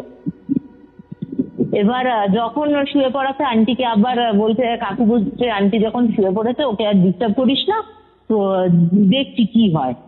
বেশ সকাল হয়েছে, আন্টির ঘুমটা ভেঙেছে, যখন আন্টি ঠিকঠাক মনে হচ্ছে, আন্টিকে জিজ্ঞেস করা হচ্ছে, আন্টির কিছু মনে নেই রাতে ওরা কি করেছে। এবার পরের দিন তো আসার কথা, ওই দিন আসার কথা, কিন্তু ওদের বাড়িতে আসার সময় না ওই গুরুদেবেরও মারাত্মক অ্যাক্সিডেন্ট হয় গাড়িতেই, এবং উনি কিন্তু একদিন থেকে পরের দিন কিন্তু মারা যান। এরপরে এই ঘটনাটার পর যখন সকালবেলাতে এরকম অ্যাক্সিডেন্টের খবর আসে, ওনারা আর কোনোভাবে মানে ওনার মাকে আর কোনোভাবেই রাখা গেল না ওই বাড়ি থেকে। ওনারা বললো এ বাড়ি তালা মারা থাক, তুই বিক্রি কর না কর, এই বাচ্চা মেয়ের জীবন আর আমাদের জীবন আমরা কখনো এখানে শেষ হতে দেব না, তুই যা পারিস করে নে বাড়িটাকে নিয়ে, আমরা আর এই বাড়িতে থাকবো না। মানে জোর জবরদস্তি করে বৌমা নাতনিকে নিয়ে মানে শ্বশুর মানে কাকু কাকিমা ছেলেকে জোর জবরদস্তি বকাঝকা করে বাড়িতে নিয়ে চলে আসে, তালা মেরে থাকে। এরকম যখন ঘটনাটা হয়েছে, বলছে এরকম কি হয়, তোমরা তো গিয়ে দেখতে পারো এই ঘটনাটা। এবার আমি যথারীতি আমার বরকে বলেছি, আমার বর ডিনাই করে দিয়েছে, বলেছে আমার দ্বারা সম্ভব না, আমি যেতে পেতে পারবো না, ও আগে করে ফেলেছি এখন আর করতে পারবো না, তোর যদি যাওয়ার হয় তুই যা, একা যাবি দোকা যাবি, যাকে পারবি নিয়ে যা। না আমার তো এসব শুনে ভাবছি যে যাই না, দেখি না কি হয় না যে একটা সেই সুখ অনেকদিন ঘুমিয়ে রয়েছে, সেই সুপ্ত আগ্নেয়গিরির মতন হঠাৎ করে জেগে উঠেছে, তো একটা ইনভেস্টিগেশন পেয়েছি, যাই একটু দেখে আসি। তো আমার সাথে আরো দুজনকে যোগাযোগ করলাম, তো নামগুলো বলছি না, নাম বললে এখনো সবাই ওর মানে দেখেছে, পডকাস্ট দেখে, ওর ইয়েগুলো দেখে। তো ওই দুজনকে আমি বললাম যে যাবি, এরকম এরকম বাড়ির একটা ঘটনা পেয়েছি, তোরা কি যাবি, কারণ তোদের দাদা আমার সাথে যাবে না বলতো। তো ওরা বলছে সত্যি পুরো যে ঘটনাটা কাকিমাদের সাথে হয়েছে সেই ঘটনাগুলো বললাম। এরপরে আমরা ঠিক করলাম শনিবার নাগাদ আমরা যাবো ওই ইয়েতে, সকালবেলাতে যাব। আগে সকালবেলাটা কি বলতো, আমাদের ইনভেস্টিগেটররা সকালবেলা গিয়ে না আগে বাড়ি বা জায়গাটা, যে জায়গাটা আর কি ছানবিন করতে যাব, সেই জায়গাটা দেখে আসি, যদি কোনো বিপদ হয় তাহলে যাতে উদ্ধার মানে বেরিয়ে আসতে পারি, এই জায়গাগুলো আমরা দেখে রাখি। এরপর আমরা তো সকালে যাব বলে ঠিক করে নিয়েছি। এবার ওর কাছে মানে আমি নামটা দিয়ে রাখি, একজনের নাম শ্রাবণ, একজনের নাম মেঘ, ঠিক আছে, এরকম মানে বানানো নাম দুটো বললেই এক্ষুনি জেনে যাবে কাদের নাম বলছি। হ্যাঁ, তো শ্রাবণের কাছে ছিল হচ্ছে তোমার ওর কাছে সবসময় থাকে হচ্ছে ইএমএফ মিটার, একটা স্পিরিট বক্স, তোমার thermal camera, laser light fight, এগুলো ওর কাছে থাকি, ওর গাড়িতে থাকি। এবার দাদার সাথে যখন যোগাযোগ করা হয়, দাদা বললো যে আমি বাড়ির ভেতর ঢুকবো না, তোমরা 3 জনে যাচ্ছ যাও, আমি বাইরে তোমাদের জন্য অপেক্ষা করব, এবং যা কিছু দরকার হবে আমাকে ফোন করে নেবে, আমরা থাকবো ওখানে। আমাদের চাবিটা দিয়ে দেয়, দাদাই আমাদের নিয়ে যায় বাড়িটার সামনে। বিশ্বাস করবে না, এবার আমাদের বর্ণনাটায় আসি, ঠিক আছে? এতক্ষণ তো তোমাকে আমি আমার ওই কাকু কাকিমা দাদা বৌদিদের সাথে যে ঘটনাগুলো হয়েছে সেটা, এবার আসছি আমাদের সাথে কি ঘটনা ঘটতে চলেছে। সত্যি কথা বলতে কৌস্তব, আমি এত জায়গা ইনভেস্টিগেট করেছি, এত জায়গায় গেছি, এত বিভিন্ন ভাবে অভিজ্ঞতা হয়েছে, কিন্তু এরকম ভয়ের অভিজ্ঞতা আর এরকম ইনজিওর্ড আমি অন্তত কাউকে দেখিনি। মারা গেছে, কিন্তু ওরকম স্পট টিলে দাঁড়িয়ে ইনজিওর্ড হয়ে যাব, এবং বিভৎস জিনিস, যে ঘটনাগুলো কাকু কাকিমা আমাকে বলেছে, সেই ঘটনাগুলো পুনরাবৃত্তি হবে আমি কিন্তু কল্পনাও করতে পারিনি। আচ্ছা, এবার বলি, এবার আমরা প্রথমে হচ্ছে, এবার বাড়িটার বর্ণনাটা দিয়ে, এতক্ষণ তো ভেতরের গুলো বললাম, বাড়িটার বর্ণনা দিই। গ্রামের রাস্তাটা দিয়ে গেলাম, বেশ ইটারের অনেকটা ভেতরের গ্রাম গেলাম। গিয়ে বাড়িটা হচ্ছে সামনে উঠোন, বিশাল বাঁধানো উঠোন রয়েছে, পেছনে বড় বড় গাছ রয়েছে, গাছপালা রয়েছে, দোতলা বড় বিল্ডিং, ওপরটা ছাদ, যেটা দেখে মনে হলো বেশ ভালো, মানে পরিষ্কার পরিচ্ছন্ন, এইটুকু বোঝা গেল বাড়িটাতে। এরপর আমাদের চাবি দিয়েছে। বিশ্বাস করবে না, ওই গেটের ভেতরটা থেকে উঠোনের ভেতরে পা দিতেই আমাদের 3 জনেরই একটা অনুভূত হলো, কেউ যেন আমাদের প্রবল আকর্ষণ দৃষ্টিতে আমাদের দেখতে। মানে বলে না যে একটা বাড়িতে কেউ এলে, আননোন ব্যক্তি এলে আমরা উৎসাহিত দৃষ্টিতে দেখি যে কে এসছে। আমাদের কিন্তু দিনের বেলাতে, তখন কিন্তু 8টা বাজে, সকাল 8টার কথা বলছি, ঠিক আছে? সকাল 8টার সময় আমাদের এই অনুভূতিটা ওই উঠোনে পা দিয়ে হয়েছে। এরপরে যথারীতি উঠোনটা পেরিয়ে আমরা মেন দরজায় চাবিটা খুলতে গেছি, কোনোভাবেই চাবি খুলছে না। কোনোভাবে, যে চাবিটা একবারে খুলে যাওয়ার কথা, নতুন লক রয়েছে, কোনো জং ধরা না, কিচ্ছু না, নতুন লক। সেই দরজা আমরা ওই 10-11 মিনিটের ওপর ধরে দাঁড়িয়ে এদিক ওদিক সেদিক করে কোনোভাবেই খুলতে পারলাম না। এবার যথারীতি যে দাদাকে ফোন করেছি যে দাদা আমরা তো দরজাই খুলতে পারছি না, তুমি এসে একবার করো। ও দাদাটা এলো, বিশ্বাস করবে না, দাদাটা এসে যে চাবিটা ঘুরিয়েছে, চাবিটা ঘোরাতে তালাটা খুলে গেল। কি করে হয় তুমি বলো? মানে আমরা চেষ্টা করছি নতুন তালা, বিষয়টা খুবই পিকিউলিয়ার। তুমি বিশ্বাস করবে না এরপরে কি জিনিসগুলো হয়েছে আমাদের সাথে। দাদাটা এলো, জাস্ট চাবিটা ঘোরালো, লক খুলে গেল। ভেতরে ঢুকলাম, দাদা বলছে আমি আর ভেতরে ঢুকবো না, আমি বাইরে গাড়িতে রয়েছি, তোমরা যা করার করো। ভেতরে ঢুকেছি, দরজাটা খোলাই রয়েছে। ভেতরে ঢুকতেই প্রথম অনুভূতি হচ্ছে ঘরের আবহাওয়া হচ্ছে প্রচন্ড উত্তপ্ত হয়ে রয়েছে, প্রচন্ড উত্তপ্ত। হ্যাঁ, হতে পারে আমরা জুন মাসে গেছিলাম, জুন মাসে তো ভালোই গরম থাকে, সেই একটা বন্ধ ঘর যেহেতু একটা হতে পারে।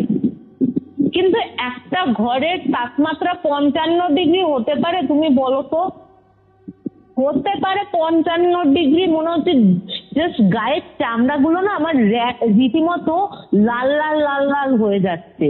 দরজা জানলা খুলে দিয়েও ওই গরম যে ভাবটা রয়েছে না, 55 ডিগ্রির যে ভাবটা থাকে, যেটা উড়িয়ে দিচ্ছে গা, ওরকম ভাবটা বের করতে পারলাম না। যতক্ষণ ছিলাম ওই ভাবটার মধ্যে ছিলাম আমরা, এবং থার্মোমিটারে 55 ডিগ্রি আমাদের দেখিয়েছিল। তারপরে আমরা যখন এরপর আস্তে আস্তে ও বলছে যে আমরা ইনভেস্টিগেট গুলো চালু করব, ঘরগুলো দেখছি। এবং বলে রাখি বাড়ির বর্ণনাটা, ঘরটার ভেতরটা ঢুকলাম, মেন গেটটা থেকে কিছুটা প্যাসেজ রয়েছে, প্যাসেজের ওপরে 2টো সিঁড়ি উঠলেই হচ্ছে তোমার আর একটা দরজার ভেতরে হচ্ছে ডাইনিং এর ডান দিকে হচ্ছে সেই ঠাকুর ঘরটা, যে ঠাকুর ঘরের বর্ণনাটা কাকিমা দিয়েছিল সেই ঠাকুর ঘর। অপর দিকে তোমার ওপেন কিচেন, আর উল্টো দিকে তোমার ওপেন কিচেনের পাশে হচ্ছে বাথরুম, তার পাশে হচ্ছে 2টো ঘর। এবং ওখানে যা যা জিনিস কাকিমারা ওই 2.5 দিনের মাথায় ছেড়ে এসেছিল, ওই জিনিসগুলো ওরকম অবস্থাতেই পড়ে রয়েছে। এমনকি যা খাবার দাবার বাসনপত্র, মানে যা সব জিনিসপত্র, মানে চিপসের প্যাকেট পর্যন্ত ওরা নিয়ে যায়নি, ওরকম অবস্থাতেই পড়ে রয়েছে। এরপরে বলছে আমাকে, শ্রাবণ বলছে আমার না মাথাটা খুব ঘুরেছে, কেন এরকম হচ্ছে, অস্বস্তি লাগছে, কেমন একটা হচ্ছে, হয়তো গরমের জন্য, এতটা গরম ভেতরে রয়েছে, হয়তো গরমের জন্য তোর এরকম হতে পারে। বলছে মেবি হতে পারে।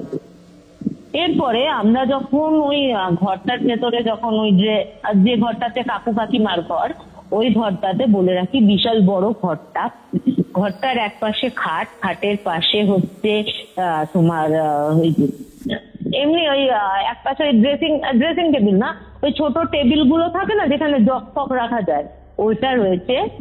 আর খাটটার ওই পাশটা মানে ডান দিকে রয়েছে একটা মানে বড় সেই অ্যান্টিক তোমার যে রয়েছে, ড্রেসিং টেবিল গুলো হয় ওরকম, কিন্তু ওইটা ঢাকা দেওয়া, ওই আন্টির ওই ইয়েটা দিয়ে ঢাকা দেওয়া, ওইটা বোঝা যাচ্ছে আন্টি যেটা বলেছে, যে ঢাকা দিয়ে রেখেছিল না, ওই মুখটা মানে ওখানে যাবে বলে ঢাকা দিয়ে রেখেছিল, ওরকম অবস্থাতে রয়েছে। এরপরে আমরা তো ওপরের ঘরে গেছি, ওপরের ঘরে 3টে ঘরে 3 জন ঢুকেছি, এদিক ওদিক দেখছি। হঠাৎ করে আমাকে মেঘ ডাকছে, এই শোন এদিকে একটা জিনিস দেখে যা। এবার একটা জিনিস দেখতে গিয়ে যে সেকেন্ড ঘরটা রয়েছে, ওই ঘরটা ওরা মানে আমি জানি না ওরা ওই দ্বিতীয় ঘরটা খুলেছিল কিনা দাদারা ঢোকার পর, বা দেখেছে কিনা দাদা নিজে ওই বাড়িটা গিয়ে, তাও জানি না। পুরো বিশ্বাস করবে না, ওই ঘরটাতে সেই টাপ সে পুরনো রক্ত ছিটে পড়ে থাকলে দেয়ালগুলোতে, মানে কেউ যে গলা কেটেছে বা কিছু হয়েছে ওই ঘরটাতে, সে রক্তের ছোপ হয়ে রয়েছে, রক্তের ছিটে পড়ে রয়েছে।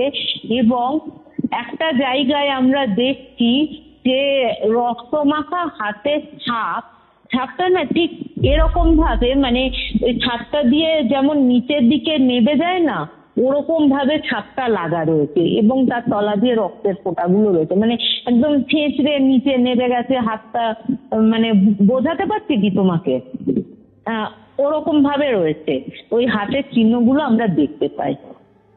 এরপরে বলছে যে এই ঘরটা কি ওরা দেখে, এবার আমরা 3 জনেই যখন ওরা করেছে, আলোচনা করছি যে দাদা কি এই ঘরগুলো দেখেনি। এবার বলি যখন নিচের ঘরগুলো দেখেছি করছি, ওপরে গিয়ে ওই ছবিগুলো তুলতে যাব, যখন 3 জনেরই ক্যামেরা, 3 জনেরই ফোন একদম ডেড, ক্যামেরার ব্যাটারি চেঞ্জ করলে লাগানো হচ্ছে, সেগুলো কিন্তু ডেড। আমাদের সাথে যা যা গ্যাজেট ছিল আমাদের সাথে সবগুলো কিন্তু ব্যাটারি নষ্ট হয়ে গেছে, তুমি জানো, নষ্ট হয়ে গেছে। আমাদের কাছে যা মানে যেটুকু ফটো ছিল, যা কিছু ছিল, প্রথম থেকে ঢুকেছি ভিডিও করেছি, সেইগুলো কিচ্ছু নেই আমাদের কাছে। তারপরে আমরা নিচের ঘরে, ওই ঘরটা তো ওরকম খোলা অবস্থাতে রেখে তো নিচের ঘরে যাই। নিচের ঘরে গিয়ে আমি যখন মেঘ আর শ্রাবণকে বলছি যে জানিস তো এই খাটটা না উপরের দিকে উঠে যেত, আঙ্কেলরা একবারই বলছে বসেছে, আন্টি কিন্তু এটা দেখেছে। বলছে তাই নাকি, এরকম কিছু হচ্ছে। এবার ইভিএফ মিটার দিয়ে তোমার যে জিনিসগুলো দেখবে, ইএমএফ মিটার দিয়ে যে জিনিসগুলো করব বা দেখবো বা স্পিরিট বক্সের সাহায্যে আমরা কথা বলবো, সেইগুলো কিন্তু কিচ্ছু করতে পারছি না। এরপরে আমরা খাটের ওপর বসেছি, ঠিক আছে, এমনি বসেছি, কিন্তু জাস্ট এমনি বসেছি। বিশ্বাস করবে না, আমাদের ঠিক কাকু যেটা বলেছিল, কাকিমা যেটা বলেছিল, 3 জনকে নিয়ে খাটটা ওপরে উঠে গেছে, আমরা 3 জনে ওই খাটের ওপর বসে রয়েছি। আমাদের 3 জনকে নিয়ে ওই খাটটা জাস্ট ওপরে উঠে গেছে। জাস্ট মনে হচ্ছে কি বলতো, খাটের পায়া ধরে কেউ তোলেনি, খাটের মাঝখানটা তুলে তালুর ওপর রেখে একটা প্রেসার দিয়ে হাতটা যেমন তোলে না, প্রেসার দিয়ে, ওরকম মনে হচ্ছে খাটটাকে কে ওপরে তুললেছে, আবার নামিয়ে দিচ্ছে, আবার তুলছে, আবার নামিয়ে দিচ্ছে। আবার আমরা কিন্তু বারবার ওই খাট থেকে নেবেছি লাফিয়ে, নেবে খাটের তলা দেখেছি, সমস্ত কিছু দেখেছি, কিন্তু কিছু কাউকে দেখা যায়নি। বিশ্বাস করো, কাউকে আমরা কিছু দেখতে পাইনি, কিন্তু খাটটা আপ ডাউন হচ্ছিল। মানে আমি যেটা ভেবেছিলাম কাকুর হয়তো হ্যালুসিনেট হচ্ছে, ওটা কিন্তু হচ্ছিল না, ওটা কিন্তু সত্যিকারের হচ্ছিল, যে খাটটা ওপর নিচ হচ্ছিল এবং আমাদের সাথে নিয়ে হয়েছে। আচ্ছা আচ্ছা। এরপরে ওই যে বললাম যে হঠাৎ করে আমরা দেখছি পোড়া পোড়া একটা গন্ধ, মানে কিছু জিনিস পুড়লে একটা গন্ধ বেরোয় না, ওরকম পোড়া পোড়া পোড়া পোড়া একটা গন্ধ পাচ্ছি আমরা।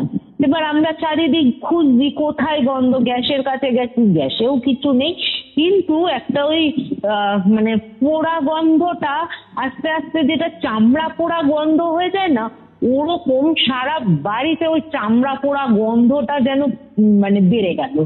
একটা পোড়া পোড়া গন্ধ পাচ্ছিলাম, তারপর থেকে একটা চামড়া পোড়া গন্ধ আমরা স্ট্রংলি পেতে শুরু করলাম, এবং এতটাই স্ট্রং যেন মনে হচ্ছে অন্নপ্রাশনের ভাত উঠে আসবে তোমার পেটের ভেতর থেকে। এরপরে আমরা তো নিচের ঘরটাতেই ছিলাম, নিচের ঘরটা থাকতে থাকতে উপরের ঘরে একটা মানে ইজি চেয়ার বা কোনো ভারী জিনিস ওপর থেকে মাটিতে আছড়ে ফেললে যেরকম দাঁড়াম করে আওয়াজ হয়, ওরকম দাঁড়াম করে আওয়াজ হয়েছে। আমরা উপরে যাই, গিয়ে কিন্তু কোনো কিচ্ছু দেখতে পাই না, কোনো জিনিস যে পড়ে গেছে, কোনো ভারী জিনিস কিছু পড়ে গেছে তা কিন্তু নয়, কিচ্ছু না, যেমনকার জিনিস তেমনই রয়েছে, কিন্তু আমরা ওই আওয়াজটা পেয়েছি। এরপরে এবার না আমরা না 3 জনে বলা বলি করছি যে ব্যাপারটা হচ্ছেটা কি, যদি কারোর ইচ্ছা থাকে তাহলে আমাদের সামনে এসে উপস্থিত হতে পারে। তখন ও বলছে যে আমি কি একবার মানে শ্রাবণ বলছে যে ওর একটু স্পিরিট বক্সের মাধ্যমেই বলো বা স্পিরিটের ইয়েতে বলো, ও বলছে আপনারা বা কেউ যদি থেকে থাকেন তাহলে আপনারা এই কাজগুলো কেন করছেন, ভয় দেখাচ্ছেন কেন, আমরা এখানে থাকতে আসিনি, আমরা আমাদের মতন ইনভেস্টিগেট করে বেরিয়ে যাব। কিন্তু বিশ্বাস করো, এই কথাটা বলার সাথে সাথে ওই যে ইজি চেয়ারের যে ঘরটা, ওটার সাথে একটা না অ্যাটাচ ব্যালকনি ছিল, ওই ব্যালকনির দরজাটা ভেতর থেকেই বন্ধ, আমরা কিন্তু আর ওই ব্যালকনিটা খুলিনি, ওই দরজাটা খুলে যায়। আর ওই দরজাটা খুলে যাওয়ার পর আমরা যেটা দেখি, চোখের সামনে একটা জলভূত মানুষ যেন ওই বারান্দায় তীব্র বেগে ছোটাছুটি করছে, মানে একদিক থেকে আরেক দিকে, এই একদিক থেকে আর একদিকে, মানে জ্বলে গেছে তো, ওই যে প্রচন্ড যে জ্বলন হলে যেমন মানুষ দৌড়াদৌড়ি করে, ওরকম ভাবে দৌড়াদৌড়ি করছি। এবার আমরা 3 জনেই না দেখছি, বুঝতে পারছি যেটা দেখছি সেটা ভুল না, কিন্তু ওকে বাঁচাতেও মানে বাঁচাতে যাওয়ারও কোনো ইয়ে নেই, কারণ আমরা যেটা জানি সেটা হচ্ছে যেটা দেখছি সেটা ঠিকই, কিন্তু যা যাচ্ছে সেটা মানুষের গায়ে আগুনটা জ্বলছে না, ও হয়তো কষ্টটা আমাদের বোঝানোর চেষ্টা করছে। এরপরে বেশ কিছুক্ষণ ওরকম দাপাদাপি হতে হতে আপনি থেকে না দরজাটা আপনি আপ বন্ধ হয়ে গেল, মানে দুটো দরজায়, যে দরজাটায় ওই রকে ঘাটটা ঘুরে খুলে গেছে দেখছিল ওরকম বউটা, ওই দরজাটাও বন্ধ হয়ে যায়, এবং ওদের যে ব্যালকনিটা আছে ওই ব্যালকনির দরজাটাও আপনি আপ বন্ধ হয়ে যায়, এবং আপনি আপ বন্ধ হয়ে যেতেই মেঘ না তাড়াতাড়ি গিয়ে দরজাটা খুলে দেখতে কিচ্ছু নেই, জাস্ট কিচ্ছু নেই, ও যে আপনি আপ বন্ধ হয়ে গেছে সঙ্গে সঙ্গে মেঘ দৌড়ে গিয়ে দরজাটা খুলেছে, আমরাও পেছনে গেছি, কিন্তু কাউকে কিচ্ছু দেখতে পাইনি। এই ঘটনাটা হলো। এই ঘটনাটা হওয়ার পর হঠাৎ করে আমরা নিচে শুনছি আর কি বাসনপত্র পড়ার, মানে কেউ যেন তীব্র রাগের বসে এখান থেকে ওই দিক বাসনগুলো ছুঁড়ে ছুঁড়ে ছুঁড়ে ছুঁড়ে ফেলে না, অনেক সময় দেখবে যে এটা একটু মানে ইয়ের মধ্যে অপ্রাসঙ্গিক হয়ে যাবে হয়তো, তাও বলছি। বরের সাথে ঝগড়া হলে আমি মাঝে সাঝে করি, আমার বর বুঝতে পারে না রাগটা প্রকাশ বউ রাগ করেছে কিনা সেটা বুঝতে পারে না, তো ওই রাগটা প্রকাশ করাই কিভাবে সেটা ওই মাঝে সাঝে ধাম করে ইয়েটা কোনো বাটি রেখে দিলাম, কোনো কিছু করলাম, ওরকম যেন কেউ রাগের বসে হাঁটতে হাঁটতে জিনিসপত্রগুলোকে ছুটছে এরকম। আমরা নিচে যাব, হঠাৎ করে আমাদের বলছে শ্রাবণ বলছে যে আমার বুকের কাছটা না খুব জ্বালা করছে, জানিস তো বুকের কাছটা আমার খুব জ্বালা করছে, পুরো এখানটা কেন বলতো এরকম হচ্ছে। ততক্ষণ কিন্তু ওই নিচে আওয়াজটা হচ্ছে আর আমরা ওই সিঁড়ি দিয়ে নামছি, হয়তো এই গরমটাও রয়েছে, ভেপসে রয়েছে ঘরটা, হয়তো র্যাশ ট্যাশ বেরিয়ে গেছে, এত গরম বুঝতেই পারছিস। বলছে না রে, অদ্ভুত ভাবে জ্বালা করছে, এই জ্বালাটা সেই র্যাশের জ্বালার মতন জ্বালা না। তো আমরা সিঁড়ি দিয়ে নামছি, এই কথাগুলো বলতে বলতে সিঁড়ি দিয়ে নেমেছি, নেমে জাস্ট দেখছি যে ওই যে মানে যা যা বাসনপত্র ছিল না, সত্যি চারিদিকে বাসনপত্রগুলো ছড়িয়ে রয়েছে। ডাইনিং টেবিলের ওপর ডাইনিং টেবিলের ওপর যে মানে পাশে যে চেয়ারগুলো ছিল, ওই চেয়ারগুলোকে কেউ যেন একটার পর একটা উল্টো করে রেখে দিয়েছে, মানে সাজিয়ে টেবিলের ওপর। কিন্তু পুরো বাড়িতে আমরা তিনজন ছাড়া কেউ ছিল না, ওরকম ভাবে রাখা, চারিদিকে বাসনপত্র মানে যেটুকু বাসন ছিল সেইগুলো ছড়ানো, গ্যাসের ওভেনটা মাটিতে পড়া, সোফাটা কি বলতো যে সোফাটা হচ্ছে এরকম করে বসানো থাকে, তো সোফাটা না এরকম উল্টো দিকে দাঁড় করানো রয়েছে, বেশ ভারী সোফা, কিন্তু ভারী সোফাটা এরকম দাঁড় করানো রয়েছে, ওরকম অবস্থায় রয়েছে। এরপরে আমরা তো বুঝতেই পারছি যে না এটা, তখন আমরা মানে নিজেরাই আলোচনা করছি, না এই বাড়িতে এমন কিছু একটা আছে যেটা মানে খুব প্রচন্ড শক্তিশালী আর কি, না হলে এরকম এতটা স্ট্রং ভাবে আমরা দিনের বেলাতে সকাল 8টার খুব বেশি হলে তখন 9টা সাড়ে 9টা বাজে, ওই 9টা সাড়ে 9টার সময় কিন্তু এরকম এতটা স্পষ্ট ভাবে কেউ বোঝায় না। ঠিক আছে, লোকে বলে না যে রাতের বেলাতেই কি ভূত বেরোয়, দিনের বেলাতে ভূত দেখা যায় না। হ্যাঁ ভাই, ভূতের অস্তিত্ব যখন বোঝায় তখন দিনের বেলাতেও তারা বোঝায়, তাদের যদি ইচ্ছা হয়। ঠিক আছে, তাদের যদি ইচ্ছা হয় তারা দিনের বেলাতেও বোঝায়। এবার বলছে বিশ্বাস করবে না, ওরকম তো দেখলাম আমরা। এবার ও তখন শ্রাবণ বলছে যে এবার আমি আর নিতে পারছি না, এবার চিরবির করে জ্বলছে, আমাকে দেখতেই হবে। আমরা যখন মানে ও যখন গেঞ্জিটা তুলেছে, বিশ্বাস করবে না এরকম ক্রস করে না ওর পুরো বুকের মানে গলার একটু নিচ থেকে একদম যেখানে মানে তলপেটের শেষ যেখানটা হচ্ছে ওইখানটা অব্দি ক্রস করে কাটা, যেন মনে হচ্ছে সেই তোমার ওই আমরা যেমন আগে কম্পাস ইউজ করতাম না, কম্পাস দিয়ে গোল করে ঘোরাতাম, যে কাটা কম্পাস গুলো হয়, ওই কম্পাসের সরুর দিকটা বা সরু চুঁচ দিয়ে যদি কেউ এরকম ক্রস করে দেয়, ওই গলা থেকে তলপেটের নিচ অব্দি ওর পুরো শরীরটাই ওরকম কাটা, এবং ওখান থেকে বিন্দু রক্ত পড়ছে। আমরা অবাক হয়ে গেছি যে এইটা আবার কখন হলো তোর, যে কোনো কিছু অ্যাটাক হয়েছে বা কিছু হয়েছে, সেটা তো হওয়া সম্ভব না, যে কেউ অ্যাটাক করেছে বা কিছু হয়েছে, তা তো না। আমরা তো এমনি আমাদের মতন ইনভেস্টিগেট করছিলাম, কিন্তু ওর ওরকম হয়েছে। এরপরে আমরা যথারীতি আবার ওই মানে ওদের যে কাকু কাকিমার যে ঘরটা, ওই ঘরটায় গেছি, গিয়ে এবার আমরা চেষ্টা করছি যে ওই ক্যামেরার সাহায্যে হোক, যেগুলো ডেড হয়ে গেছে ওইগুলো কোনোভাবে যাতে রিকভার করে, যাতে ওরাও তো ইউটিউবার, দেখো ওদের কাছেও প্রমাণ চাই, আমার কাছেও প্রমাণ দরকার, তো কোনোভাবেই তো প্রমাণ জোগাড় করা গেল না, যা কিছু হলো আমাদের মধ্যে এলো। এবার খাটের ওপর বসে আছি আমি, আমাকে মেঘ বলছে তোর চোখের এখানটা কি হয়েছে, তো চোখের এখানটা থেকে কেমন যেন কি একটা গড়িয়ে গড়িয়ে পড়ছে, সাদা সাদা। কি হয়েছে তোর চোখের এখানটা? আমি তখন বলছি আমার চোখের এখানে আবার কি হবে, কিছু যায়নি। তুই বলছে কেন আয়নাতে গিয়ে দেখ। এবার বিশ্বাস করবে না, এর পরের ঘটনাটা আমি তোমাকে বলছি রীতিমতো। আমি এখন মানে যখন ভাবি না এই জিনিসগুলো আমি দেখেছি, সত্যি মানে নিজেরই অকল্পনীয় মনে হয় যে এগুলো সত্যি হয়।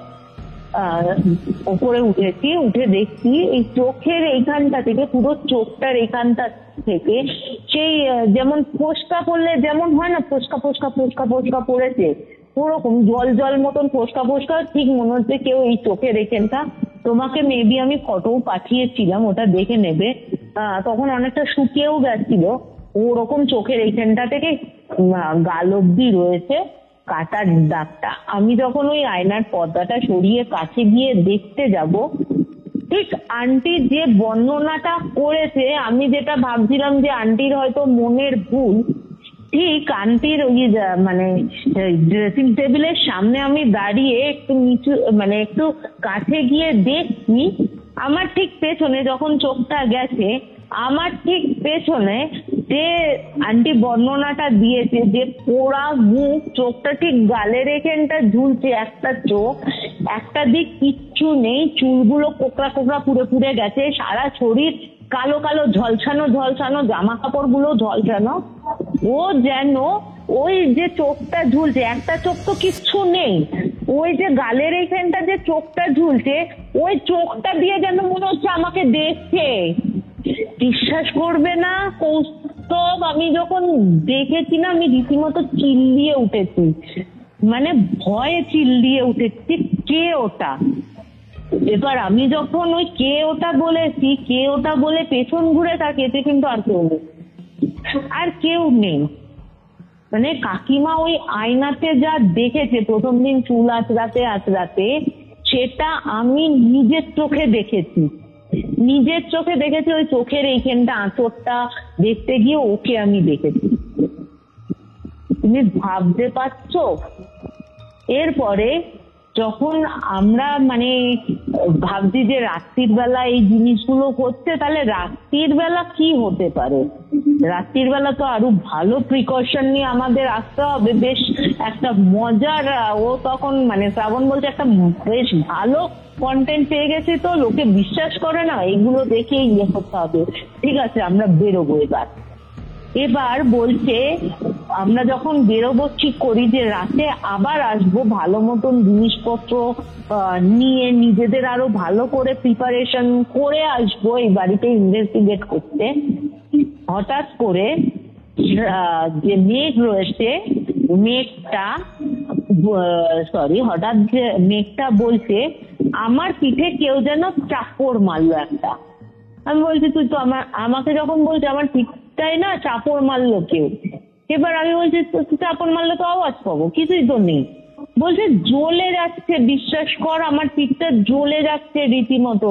যে জ্বালাটা ওই একটু আগে শ্রাবণটা বলেছিল ওই ক্রস ক্রস ক্রস ক্রস, বলছে আমরা পিঠের ওপরটা খুলে দেখি না, ওই 5টা আঙুল তো ছাপ রয়েছে, এবং 5টা আঙুলের ছাপ কিরকম বলতো, যে আঙুলগুলো পুরো আঙুলের শেপটা যেমন হয় ওরকম শেপ না, কোনো আঙুল ছোট, কোনো আঙুলটা মানে মিডিল আঙুলটা একদম ছোট, তার রিং ফিঙ্গারটা তোমার হচ্ছে একটু লম্বা, থামটা যেটা রয়েছে থাম সেটা আরো বেশি লম্বা। এরকম 5টা আঙুলের ছোট বড় 5টা আঙুলের ছাপ এরকম করে বসানো, এবং ওই যে জায়গাটা রয়েছে 5টা আঙুলের যে ছাপটা বসানো রয়েছে না, ওই জায়গাটা মনে হচ্ছে কেউ যেন ওই হাতটার মধ্যে জ্বলন্ত কাঠকয়লা নিয়ে নিজের হাতটাকে পুড়িয়ে ওর পিঠের ওপর মেরেছে। ঠিক অ্যাজ ইট ইজ ওরকম পিঠের ছাপটা হয়ে গেছে। এখনো অব্দি বিশ্বাস করবে না, ওই পিঠের 5টা আঙুল ছাপটা কিন্তু ওর মানে পিঠ থেকে এখনো অব্দি ওঠেনি। 1 মাস হয়ে গেল, আমাদের শুকিয়ে গেছে জায়গাগুলো, ও কিন্তু ওই এখনো কিন্তু সাফার করে যাচ্ছে। ওই পিঠের ওইখানটা মাঝে সাঝেই ব্যথা হয়, জ্বালা যন্ত্রণা হয়, কিন্তু ওই ছাপটা রয়ে গেছে ওর পিঠে। এরপরে যখন ওরকম আমরা দেখেছি, এরপর আমাদের সাথে তো আর কিছু নেই, এবার আমাদের বেরোতে হবে। এবার দরজাটা তো খোলা ছিল যতক্ষণ ছিলাম। এবার আমরা যখন রাতের জন্য সমস্ত কিছু প্রিপারেশন নিয়ে আসবো ঠিক করেছি, দরজাটা দিয়ে ভেতরে মানে বাইরে বেরোতে যাব, ঠিক দরজাটা আমাদের মুখের ওপর ছপাটে বন্ধ হয়ে গেল। ঠিক যেন মনে হলো আমাদের বলতে চাইলো, আরে রুক যা বেটা, अभी तो फटी शुरू हुई है, अभी तो अभी बहुत कुछ देखना बाकी है। মানে তোরা যেসব অভিজ্ঞতা করেছিস সেটা তো সামান্য মাত্র, এখন দেখ ঘরটার ভেতর তোরা ঢুকেছিস তোদের ইচ্ছায়, বেরোবি আমাদের ইচ্ছায়। ঠিক দরজাটার বন্ধ হওয়ার এটা হচ্ছে এরকম মানে দাঁড়ালো আমাদের কাছে। বিশ্বাস করবেন না, দরজাটা বন্ধ হয়ে গেল, ঘরের ভেতর মনে হচ্ছে তোলপাড় হচ্ছে ঘরের ভেতর, কিন্তু এই যে যে জিনিসপত্র ছোড়াছুড়ি হচ্ছে হচ্ছে তা কিন্তু না, কিন্তু আমরা পুরো পরিষ্কার শুনতে পাচ্ছি আওয়াজগুলো, যে ওপরের কোনো ভারী জিনিস ছুটছে আমাদের সামনে দিয়ে, মনে হলো এই বাটনটা উড়ে চলে গেল, কিন্তু কিচ্ছু দেখা যাচ্ছে না, জাস্ট ওরকম শোনা শব্দগুলো পাচ্ছি। এবার ওপরে ওরকম ধুপ ধুপ ধুপ ধুপ আওয়াজ, আর একটা প্রচন্ড, যখন এই আওয়াজগুলো হচ্ছে ঘরের ভেতর তোলপাড় হচ্ছে, দোতলার ঘর থেকে একটা প্রচন্ড চিৎকারের আওয়াজ আমরা শুনতে পেলাম। এবার উপরে যে প্রচন্ড চিৎকারের আওয়াজটা পেয়েছি, এবার আমরা ভাবছি আমরা তিনজন ছাড়া তো আর কেউ নেই, কে হতে পারে। এবার আমরা গেছি ওপরে, দৌড়াতে দৌড়াতে গেছি যদি কিছু দেখতে পাই আর কি, এই অবস্থাতে গেছি নিজেদের সাহস নিয়ে গিয়ে, কিন্তু কিচ্ছু দেখতে পাইনি। কিন্তু ওরকম প্রচন্ড চিৎকার, মানে একটা বলে না এক কোপে গলাটা কেটে দিলে একটা মানুষের শেষ আর্তচিৎকার বেরোয়, ঠিক আর্তচিৎকারটা আমরা শুনতে পেয়েছিলাম, কিন্তু কিচ্ছু জানি না। এরপর আমরা নিচে নেমে আসি, আমাদের শুধু একটাই ছিল আমরা কি করে বেরোবো। ওই ঝড়ের মধ্যে না আপনি যে জানলা দরজাগুলো আমরা দু একটা জানলা খুলেছিলাম, ওই মানে প্রত্যেকটা জানলা দরজা কিন্তু বন্ধ, ওই জানলা দরজাগুলো আপনি আপ বিশ্বাস করবে না কৌস্তব, খুলতে আরম্ভ করলো, বন্ধ হতে আরম্ভ করলো। বাইরে কিন্তু কোনো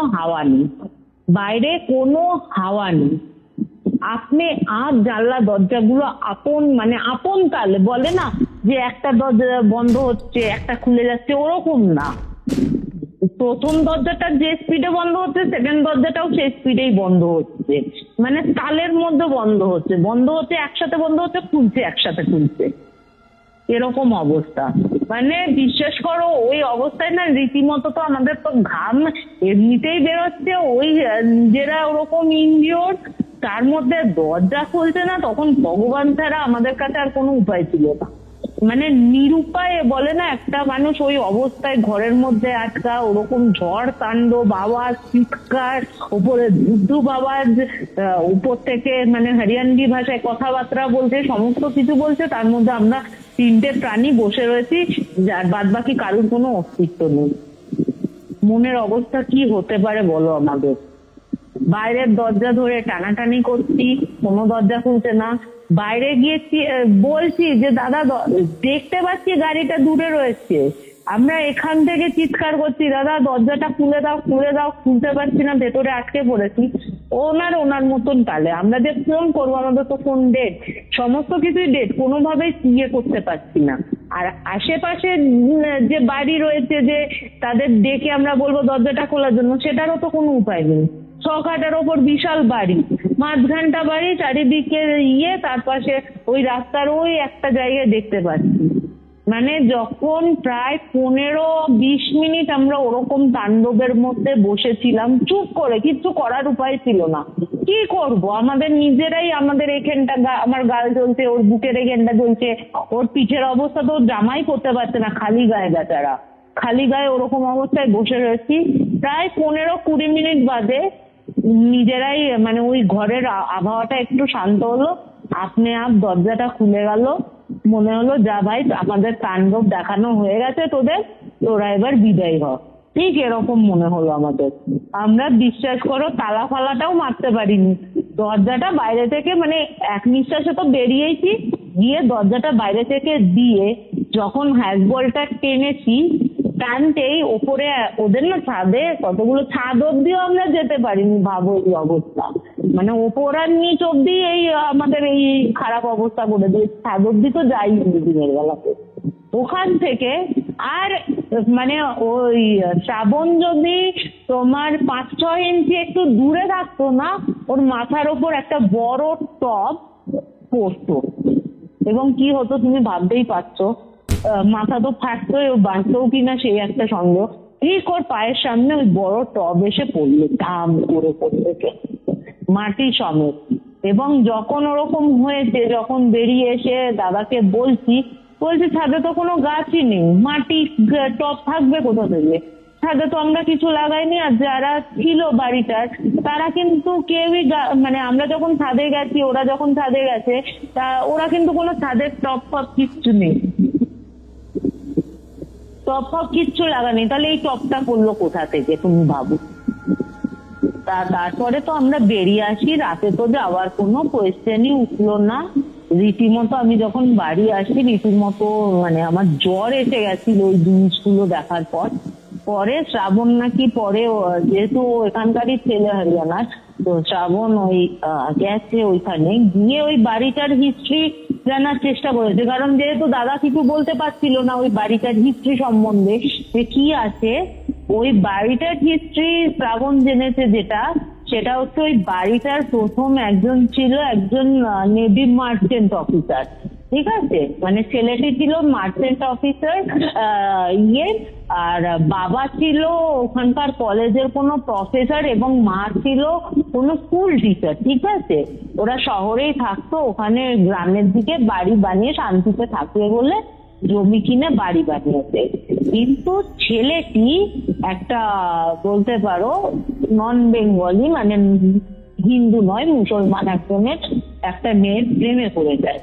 এবার সত্যি কথা বলতে কি বলতো, আমাদের ওখানে পশ্চিমবঙ্গে বলো বা ইয়ে অবধি বলো, যদিও বা ছেলে মেয়ে মুসলমানকে মেনে নিলে এখন হয়তো অনেকে শ্রাদ্ধ করে, কিন্তু কি বলতো এখানে না একদম কট্টর মুসলিম বিরোধী, এটা আমি বলতে পারি। এটা একদম কট্টর মুসলিম বিরোধী, একদম হিন্দু রাজ্য বলতে পারো হরিয়ানাটাকে, মানে বেশিরভাগ আর কি, মানে হিন্দু রাজ্যই বলতে পারো হরিয়ানাকে। তো যেহেতু একটা কট্টর মনোভাব আছে বাড়িতে, হিন্দু বাড়িতে মুসলমান মেয়ে ঢুকবে না, এরকম ব্যাপার ছিল। তো যাই হোক, যখন ছেলেটাকে রাজি করাতে পারছিল না ওর মা বাবা জানার পর, প্রচন্ড ইয়ে ছিল, একদিন মেয়েটাকে ডেকে এনে মা বাবা বলে ঠিক আছে তোর পছন্দের মেয়েকেই আমরা বিয়ে করবো, মানে বিয়ে দেবো। তো মেয়েটাকে ডেকে আনে, এতটাই ভদ্রলোকের মেয়েটার ওপর ঘেন্না ছিল বলো বা রাগ ছিল ছেলের ওপর, জানি না কি ছিল। ওই দিনই এক কোপে, যে ওই যে বৌদি দেখেছিল না গলাটা ঘাড়ের কাছে নেমে এসছে, দেখেছিল কিন্তু ওই লোকটার গলা, মানে ওনার ছেলের গলাটা এক কোপে নামিয়ে দিয়েছিল, মানে জাস্ট ঝুলছিল।